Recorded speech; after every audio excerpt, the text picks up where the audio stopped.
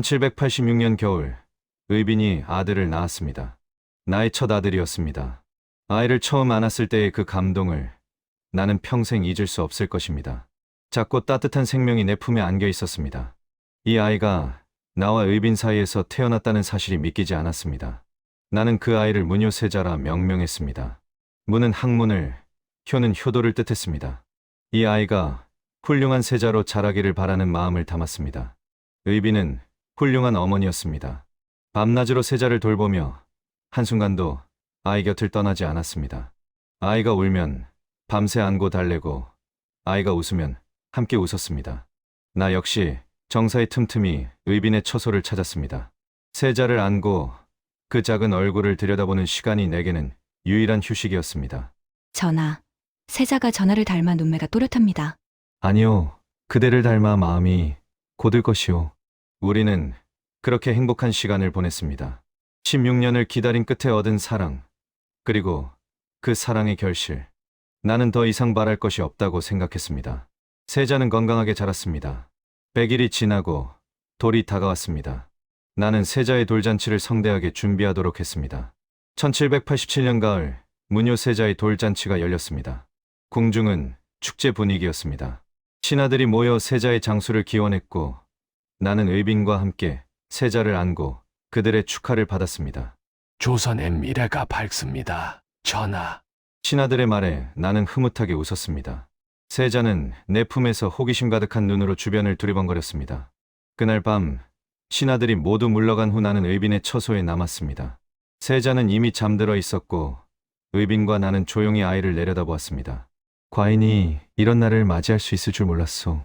소녀도 그러옵니다. 전하, 의빈의 목소리는 평온했지만 그 안에 깊은 감사가 담겨 있었습니다. 나는 그녀의 손을 잡았습니다. 16년을 기다린 보상치고는 너무나 값진 것이었습니다. 하지만 그 행복은 오래가지 못했습니다. 그해 겨울, 무뇨세자가 갑자기 열병을 앓기 시작했습니다. 처음에는 가벼운 감기려니 했습니다. 아이들은 을에 열이 나는 법이니까요. 전하, 세자께서 열이 나십니다. 의빈의 급한 전가를 받고 나는 즉시 달려갔습니다. 세자는 작은 몸으로 힘겹게 숨을 쉬고 있었습니다. 평소의 건강한 모습은 온데간데 없었습니다. 어이를 불러라! 나는 소리쳤습니다. 어이들이 황급히 달려와 세자를 진찰했습니다. 하지만 그들의 표정이 좋지 않았습니다. 전하, 세자께서 심한 열병을 앓고 계시옵니다. 심한 열병. 그 말이 내 가슴을 찔렀습니다. 의빈은 세자 곁을 한시도 떠나지 않았습니다. 밤낮으로 아이를 간호하며 눈물로 기도했습니다. 나 역시 정사를 제쳐두고 세자 곁에 머물렀습니다. 세자야, 정신 차려라. 하지만 세자의 상태는 나아지지 않았습니다. 오히려 날이 갈수록 악화되었습니다. 어이들은 온갖 약을 썼지만 소용이 없었습니다. 사흘이 지났습니다. 세자의 숨소리가 점점 약해졌습니다. 나는 아이를 안고 빌었습니다. 하늘에 빌었습니다. 제발 이 아이만은 살려달라고. 하지만 하늘은 내 기도를 듣지 않았습니다. 나흘째 되는 날 새벽, 무뇨세자는 작은 숨을 거두었습니다.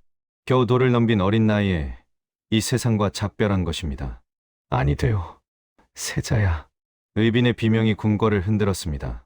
나는 죽은 세자를 안고 말없이 앉아 있었습니다. 눈물도 나오지 않았습니다. 그저 차가워진 아이의 몸만 느낄 뿐이었습니다. 16년을 기다려 얻은 사랑, 그 사랑의 결실, 모든 것이 한순간에 무너졌습니다. 장례를 치르는 동안 나는 제정신이 아니었습니다. 신하들이 무슨 말을 하는지도 몰랐습니다. 그저 세자의 작은 관만 바라볼 뿐이었습니다. 의빈은 더 심했습니다. 관을 붙잡고 울부짖었습니다. 세자야, 어마마마가 잘못했다. 나는 그녀를 일으켜 세우며 말했습니다. 그대의 잘못이 아니오. 하지만 나도 내 말을 믿지 못했습니다. 누구의 잘못인가? 어이의 잘못인가? 하늘의 잘못인가? 아니면 내 잘못인가? 세자의 장례를 치르고 난 후 궁궐은 슬픔에 잠겼습니다. 나는 정사를 보면서도 아무것도 손에 잡히지 않았습니다. 밤마다 세자의 얼굴이 떠올랐습니다. 돌잔치 때 내 품에서 웃던 모습, 내가 올 때마다 두 팔을 벌리던 모습, 그 모든 것이 이제는 기억 속에만 남았습니다. 의빈의 처소를 찾았습니다. 그녀는 세자가 쓰던 옷가지들을 붙잡고 울고 있었습니다. 전하, 소녀가 세자를 지키지 못했습니다. 나는 그녀 옆에 앉았습니다. 위로의 말을 해주고 싶었지만 입이 떨어지지 않았습니다. 나 역시 같은 자책 속에 빠져 있었으니까요. 여름이 지나고 가을이 왔습니다. 낙엽이 지는 것을 보며 나는 생각했습니다. 세자도 이렇게 떠나갔구나. 짧은 생을 살다가 낙엽처럼 떨어져 갔구나. 그런데 그해 가을, 의빈이 또다시 임신을 했습니다. 전하, 소녀가 다시 아이를 가진 것 같습니다. 그 말에 나는 복잡한 감정이 들었습니다. 기쁨과 두려움이 동시에 밀려왔습니다. 또다시 아이를 잃게 되면 어쩌나. 하지만 동시에 하늘이 우리에게 다시 한번 기회를 주는 것은 아닐까. 몸조리 잘하시오. 그것밖에 말할 수 없었습니다. 의빈은 이번에는 더욱 조심했습니다. 몸가짐을 조심하고 음식을 가려 먹고 한시도 긴장을 늦추지 않았습니다. 나 역시 최선을 다했습니다. 어이들을 불러 수시로 의빈의 상태를 살피게 했습니다. 하지만 세자를 잃은 슬픔은 쉽게 가시지 않았습니다. 의빈은 임신 중에도 자주 눈물을 흘렸습니다. 전하, 이 아이마저 잃으면 그런 생각 하지 마시오.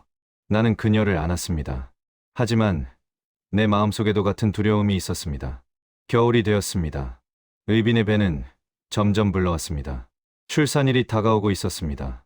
전하, 곧 아이를 낳게 될 것 같습니다. 어느 날 밤, 의빈이 진통을 시작했습니다. 나는 처소 밖에서 기다렸습니다. 안에서는 산파들과 어이들이 분주하게 움직이고 있었습니다. 시간이 흘렀습니다. 하지만 아이는 쉽게 나오지 않았습니다. 의빈의 신음소리가 들렸습니다. 전하, 산모께서 기력이 떨어지고 계십니다. 어이가 급히 나와 말했습니다. 내 온몸이 얼어붙었습니다. 무슨 수를 써서라도 살려라! 나는 소리쳤습니다. 하지만 산파들도 어이들도 속수무책이었습니다. 새벽이 되었습니다. 의빈은 결국 아이를 낳았습니다. 하지만 그 과정에서 너무 많은 피를 흘렸습니다. 나는 처소 안으로 달려갔습니다. 의빈은 창백한 얼굴로 누워 있었습니다. 전하, 그녀의 목소리는 가늘게 떨렸습니다. 아이는 무사합니까? 아들이요. 건강한 아들을 낳았소. 의빈은 희미하게 미소 지었습니다. 다행입니다. 전하, 소녀는 이제 말하지 마시오. 그대는 괜찮을 것이오. 하지만 의빈의 숨소리는 점점 약해졌습니다. 어이들이 급히 약을 썼지만 이미 늦었습니다. 전하, 소녀를 용서하소서. 무슨 소리요? 그대는 아무 잘못도 없소. 소녀가 전하 곁에 더 오래 머물지 못해 죄송합니다. 의빈의 목소리가 끊어졌습니다. 그녀의 손이 축 늘어졌습니다. 의빈! 의빈! 나는 그녀를 흔들었습니다. 하지만 그녀는 대답하지 않았습니다. 눈을 감은 채 평화로운 표정으로 누워있을 뿐이었습니다. 16년을 기다려 얻은 사랑. 그 사랑과 함께한 시간은 고작 2년이었습니다. 그마저도 슬픔으로 얼룩져 있었습니다. 나는 의빈의 차가운 손을 잡고 말없이 앉아 있었습니다. 밖에서는 갓 태어난 아이의 울음소리가 들렸습니다. 하지만 나는 그 울음소리를 들을 수 없었습니다. 귀에 들어오는 것은 오직 침묵뿐이었습니다. 의빈이 죽고 난 후 나는 며칠 동안 아무것도 할 수 없었습니다. 신하들이 정사를 아뢰어도 대답하지 못했습니다. 상소문이 쌓여가도 손을 대지 못했습니다. 그저 멍하니 앉아서 의빈이 마지막으로 남긴 말만 되뇌었습니다. 소녀를 용서하소서. 무엇을 용서하란 말입니까? 그대는 아무 잘못도 하지 않았는데 16년을 기다린 끝에 내 곁에 와준 것, 아들을 낳아준 것, 그 모든 것이 얼마나 큰 은혜인데 용서를 구해야 할 사람은 나였습니다. 그대를 지켜주지 못한 나였습니다. 장례를 치르는 동안 나는 기계처럼 움직였습니다. 해야 할 일들을 했지만 정신은 어디론가 떠나 있었습니다. 의빈의 관을 보면서도 이것이 현실인지 꿈인지 알 수 없었습니다. 무녀세자에 이어 의빈까지 1년도 안 되는 사이에 나는 가장 소중한 것들을 모두 잃었습니다. 장례가 끝나고 나는 의빈의 무덤 앞에 섰습니다. 아직 흙이 마르지도 않은 무덤이었습니다. 그 앞에서 나는 한참을 말없이 서 있었습니다. 의빈, 과인이 그대를 지키지 못했소. 바람만 불어올 뿐 대답은 없었습니다. 궁으로 돌아왔습니다. 어머니께서 나를 불렀습니다. 전하, 아이는 어찌하시렵니까? 아이. 의빈이 목숨을 걸고 낳은 아이. 나는 그 아이를 한 번도 제대로 안아보지 못했습니다. 의빈이 죽은 충격에 아이를 볼 여유가 없었습니다. 유모를 붙여 잘 키우도록 하시오. 그것밖에 말할 수 없었습니다. 아이를 보면 의빈이 생각날 것 같아 두려웠습니다. 며칠 후 나는 다시 정사를 보기 시작했습니다. 왕으로서 해야 할 일들이 있었으니까요. 하지만 예전의 나는 아니었습니다. 신하들의 말을 듣고 있어도 머릿속은 온통 의빈 생각뿐이었습니다. 밤이 되면 잠을 이룰 수 없었습니다. 눈을 감으면 의빈의 얼굴이 떠올랐습니다. 처음 그녀를 본 그날, 2번 거절당했던 날, 마침내 그녀가 내 곁에 온 날, 무녀세자를 안고 웃던 날, 그리고 마지막으로 내 손을 잡고 눈을 감던 그날. 어느 날 밤 나는 잠들지 못하고 책상 앞에 앉았습니다. 그리고 무심코 붓을 들었습니다. 먹을 갈고 종이를 펼쳤습니다. 그리고 쓰기 시작했습니다. 의빈에게 하고 싶었던 말들을. 의빈, 그대가 떠난 지 오늘로 열흘째입니다. 과인은 아직도 그대가 떠났다는 것을 믿을 수 없습니다. 글을 쓰는 동안 눈물이 떨어졌습니다. 종이 위에 번진 먹물처럼 내 마음도 흐트러졌습니다. 과인이 16년을 기다렸는데 함께한 시간은 고작 2년이었습니다. 그것도 슬픔으로 가득한 2년이었습니다. 이것이 과인에게 주어진 운명이란 말입니까? 편지를 다 쓰고 난 후 나는 그것을 봉했습니다. 그리고 다음 날 의빈의 무덤에 가서 그 편지를 바쳤습니다. 그날 이후 나는 매일 밤 의빈에게 편지를 썼습니다. 어떤 날은 그날 있었던 일을 적었습니다. 어떤 날은 의빈과의 추억을 떠올리며 적었습니다. 어떤 날은 그저 그리움을 토해내듯 적었습니다. 의빈, 오늘 신하들과 정사를 논했습니다. 하지만 그대 생각에 집중할 수 없었습니다. 과인은 이러면 안 되는데, 왕으로서 제 역할을 해야 하는데 그대 없는 세상이 너무 공허합니다. 의빈, 오늘은 그대가 2번째로 과인을 거절하던 날을 떠올렸습니다. 그때는 화가 났지만 지금 생각해보면 그것마저 그립습니다. 그대의 거절도 그대의 조심스러움도 모든 것이 그립습니다. 의빈, 과인이 처음 그대를 본 것이 15살 때였습니다. 그때부터 지금까지 과인의 마음은 변한 적이 없습니다. 앞으로도 변하지 않을 것입니다. 매일 밤 편지를 쓰고 매일 아침 무덤에 가서 바쳤습니다. 신하들은 걱정스러운 눈으로 나를 바라보았지만 나는 멈출 수 없었습니다. 이것만이 내가 의빈과 연결되어 있다고 느낄 수 있는 유일한 방법이었으니까요. 1년이 지났습니다. 나는 여전히 매일 편지를 쓰고 있었습니다. 의빈, 그대가 떠난 지 1년이 지났습니다. 세월은 흐르는데 과인의 그리움은 오히려 깊어집니다.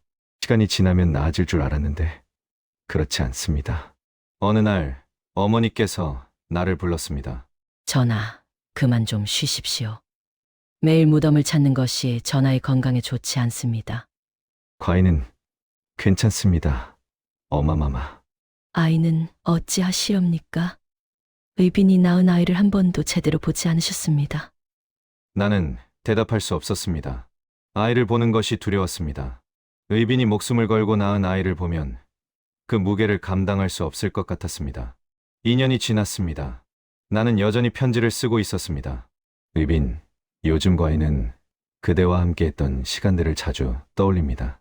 처음 그대를 본 날, 그대와 첫 대화를 나눈 날, 그대가 마침내 내 곁에 온 날, 그 모든 순간들이 선명합니다. 편지의 내용은 점점 길어졌습니다. 하고 싶은 말이 너무 많았습니다. 다 하지 못한 말들이 쌓여갔습니다. 의빈, 과인이 그대에게 고백하지 못한 것이 있습니다. 과인이 처음 그대를 봤을 때 그대가 조용히 차를 올리던 그 모습에서 평화를 느꼈습니다. 아버지를 잃고 불안했던 과인에게 그대는 유일한 안식처였습니다. 그래서 과인이 16년을 기다릴 수 있었습니다. 그대가 아니면 안 되었습니다. 다른 누구도 그대를 대신할 수 없었습니다. 3년째 되던 해 나는 의빈의 묘비를 세우기로 했습니다. 그리고 직접 비문을 쓰기로 결심했습니다. 어제 의빈 묘표라는 제목을 붙였습니다. 사랑하는 의빈의 묘비라는 뜻이었습니다. 비문을 쓰면서 나는 우리의 이야기를 모두 담았습니다. 처음 만난 날, 2번 거절당한 일, 16년을 기다린 이야기, 짧았던 행복, 그리고 깊은 슬픔. 특히 2번 거절당한 이야기를 자세히 적었습니다. 보통 왕이라면 부끄러워서 숨겼을 이야기를. 하지만 나는 오히려 그것이 자랑스러웠습니다. 의빈 성씨는 과인의 승은을 2번 거절하였다. 한 번은 과인이 새손이었을 때, 또 한 번은 왕이 되어서였다. 하지만 과인은 그 거절마저 소중하게 여긴다. 그것이 그녀의 신중함이었고 그녀다움이었기 때문이다. 비문에는 이렇게도 적었습니다. 과인이 16년을 기다렸으나 함께한 시간은 고작 2년이었다. 하지만 과인은 후회하지 않는다. 그 2년이 과인의 인생에서 가장 행복한 시간이었기 때문이다. 비문을 다 쓰고 난 후 나는 오랫동안 그것을 바라보았습니다. 이것이 내가 의빈을 위해 할 수 있는 마지막 일이었습니다. 묘비를 세우는 날, 나는 의빈의 무덤 앞에서 마지막 편지를 읽었습니다. 의빈, 과인이 그대에게 3년 동안 편지를 썼습니다. 이제 이 비석에 우리의 이야기를 새겼습니다. 세월이 흘러도 사람들이 이 비석을 보고 우리의 사랑을 기억할 것입니다. 과인은 왕이지만 그대 앞에서는 그저 한 남자였습니다. 16년을 기다린 남자였고 짧은 행복에 만족했던 남자였고 그대를 잃고 무너진 남자였습니다. 의빈, 과인은 그대를 평생 잊지 않을 것입니다. 이 마음이 변하는 일은 없을 것입니다. 바람이 불어왔습니다. 마치 의빈이 대답하는 것 같았습니다. 나는 천천히 무덤을 떠났습니다. 뒤돌아보니 새로 세운 묘비가 햇빛을 받아 빛나고 있었습니다. 그날 이후 나는 더 이상 매일 무덤을 찾지 않았습니다. 하지만 의빈을 잊은 것은 아니었습니다. 다만 이제는 알았습니다. 그녀가 언제나 내 마음속에 살아있다는 것을. 궁으로 돌아와 나는 처음으로 의빈이 낳은 아이를 찾았습니다. 3년 동안 제대로 보지 못했던 아이였습니다. 아이는 건강하게 자라 있었습니다. 유모의 보살핌 속에서 무럭무럭 자란 것입니다. 아이를 안았습니다. 처음으로 제대로 안아본 것입니다. 아이는 나를 낯설어 했지만 나는 그 작은 몸에서 의빈의 온기를 느꼈습니다. 내 어미는 훌륭한 사람이었단다. 과인이 16년을 기다린 사람이었지. 아이는 내 말을 이해하지 못했지만 나는 계속 말했습니다. 내 어미는 과인에게 평화를 주었고 사랑을 가르쳐 주었고 그리움이 무엇인지 알게 해주었단다. 그날부터 나는 조금씩 일상으로 돌아갔습니다. 정사를 보고 신하들을 만나고 왕으로서의 역할을 다했습니다. 하지만 마음 한편에는 언제나 의빈이 있었습니다. 16년을 기다렸고 2년을 함께했고 3년을 그리워했습니다.